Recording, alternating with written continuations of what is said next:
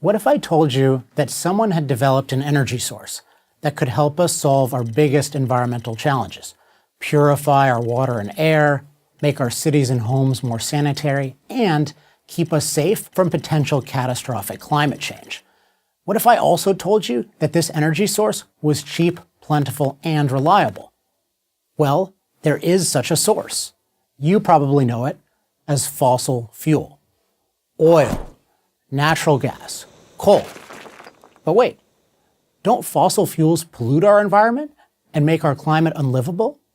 That, of course, is what we're told, and what our children are taught. But let's look at the data. Here's a graph you've probably never seen: the correlation between use of fossil fuels and access to clean water. More fossil fuel, more clean water. Am I saying the more that we have used fossil fuel, the cleaner our water has become? Yes, that's exactly what I'm saying. In the developed world, we take clean water for granted.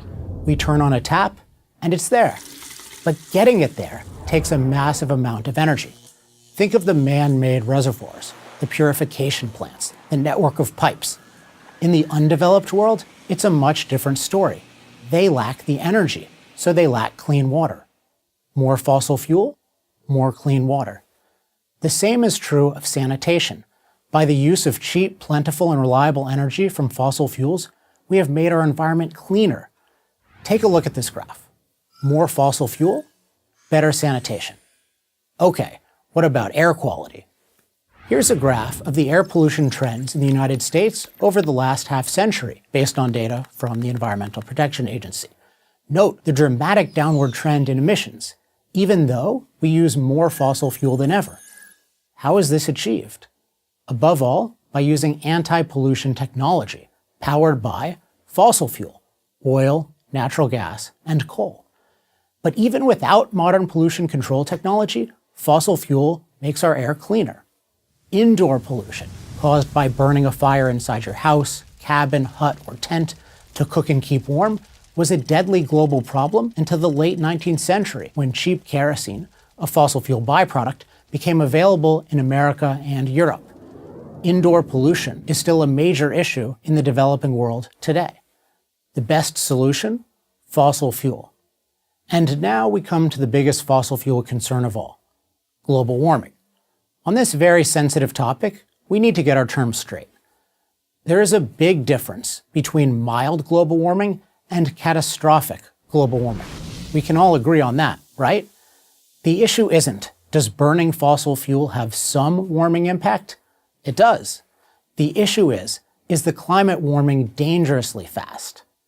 In 1986, NASA climate scientist James Hansen, one of the world's most prominent critics of the use of fossil fuels, predicted that if current trends are unchanged, temperatures would rise 2 to 4 degrees in the first decade of the 2000s. But as you can see from this graph, since 2000, the trend line is essentially flat. Little or no warming in the last 15 years. That's probably why we hear much less talk about global warming and much more talk about climate change. Has this climate change made our world more dangerous?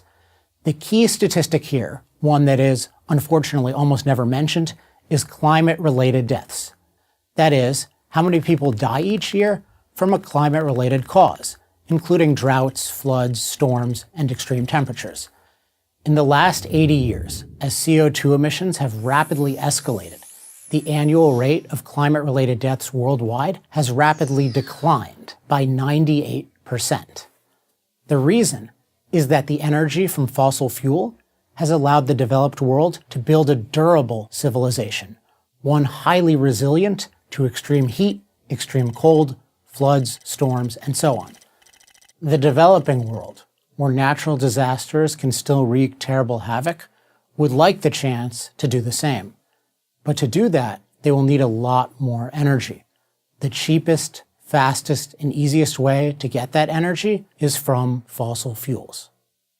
In sum, fossil fuels don't take a naturally safe environment and make it dangerous.